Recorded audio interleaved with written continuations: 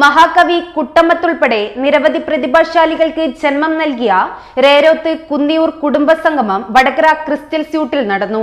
പരിപാടി പ്രശസ്ത ചരിത്രകാരനും മുൻ കാലിക്കറ്റ് യൂണിവേഴ്സിറ്റി വൈസ് ചാൻസലറുമായ ഡോക്ടർ KKN കുറുപ്പ് ഉദ്ഘാടനം ചെയ്തു. Family wedding centre wishes you a merry Christmas and a happy new year.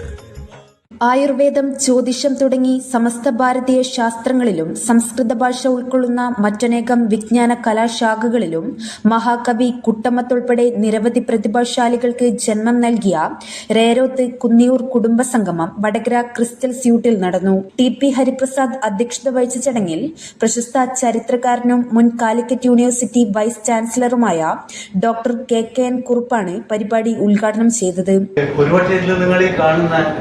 ആ ജനിയോളജിക്കൽ ടേബിൾ കേരളത്തിലെ ഒരൊറ്റ നായർ കുടുംബത്തിന് അങ്ങനത്തെ ഒരു ടേബിൾ ഉണ്ടാക്കാം. രാജകുടുംബം കണ്ടു കഴിയും. കുഞ്ഞിരാജാവട്ടെ, കോലത്തിരിയാവട്ടെ, സാമൂതിരിപ്പാടാവട്ടെ, എല്ലാം കഴിയും. തിരുവിതാംകൂർ രാജാവ്.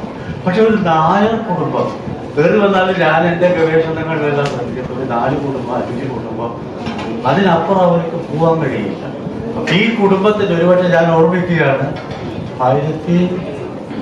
1980-കൾക്ക് മുമ്പ് തന്നെ ഇതെന്റെ കയ്യിൽ കിടക്കുകയാണ്. ഞാൻ ഉണ്ടാക്കിയതല്ല. പ്രകാശത്തിന്റെ അച്ഛൻ കരുണാകരൻ മാമൻ എന്നെ മേടിച്ചിട്ട് ഇവിടെ ഫീൽഡിൽ കൊണ്ടുപോയി ഇത് ഞാൻ സഞ്ചരിക്കുന്ന ദിക്കുകളിലെല്ലാം എന്റെ പെട്ടിയിൽ ഭദ്രമായിട്ട് ഇത് നടക്കുകയാണ്. പക്ഷെ പിന്നീടൊരു അവസരം എനിക്കിതിനെ ഉപയോഗപ്പെടുത്തി ഇതിലെ സംസ്കൃത പഠിത്തന്മാരാരാണ്, വൈദ്യന്മാരാരാണ്, സാധാരണ ഭൂപ്രഭുത്വത്തിലേക്കുള്ളവരാരാണ്, ഇതെല്ലാം ഇതാക്കിക്കൊണ്ട് ഈ കുട്ടമത്ത് കുന്നിയൂർ കണാരമാവൻ തന്നെ എന്നോട് പല കഥകളും പറയും. അപ്പോൾ പല കഥകളും പറയുമ്പോൾ അമ്മാവന് ആധുനിക ചരിത്രമല്ല വിഷയം, കുടുംബത്തിന്റെ ചരിത്രം അറിയാം. ഉള്ളൂർ മുതൽ അത് വ്യാഖ്യാനിച്ചതറിയാം, വലിയ വലിയ കവികളെ പറ്റിയിട്ട് ഇതെല്ലാം പറയുമ്പോഴും ഇവിടെ ടിപ്പുവിൻ്റെ അടുക്കെന്നാണ് നമുക്ക് ആമിൽദാരി പറഞ്ഞു കിട്ടിയിട്ടുള്ളത്.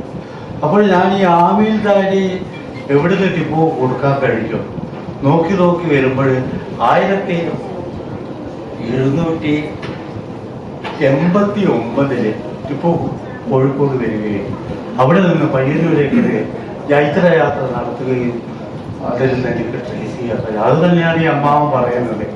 ടിപ്പുവായിട്ട് ബന്ധമുള്ളതും ഒരുപക്ഷെ അതിന് അമ്മാവൻ പറയുന്ന കാലം 300-400 കൊല്ലമായിരുന്നു. ഒരുപക്ഷെ ടിപ്പുവിന്റെ കാലം അറിയാത്തതുണ്ടായിരുന്നു. അപ്പൊ അങ്ങനെയുള്ള ഒരു കുടുംബ ചരിത്രം ഉണ്ടാക്കിക്കൊണ്ട് ആ സാംസ്കാരിക പൈതൃകം കണ്ടെത്തിക്കൊണ്ട് ഇന്ന് ആ പൈതൃകം ഒരുപക്ഷെ കേരളത്തിൽ മാത്രമല്ല, ഈ പൈതൃകത്തെ ബഹുമാനിച്ചവരെത്രയോ ഉണ്ട്.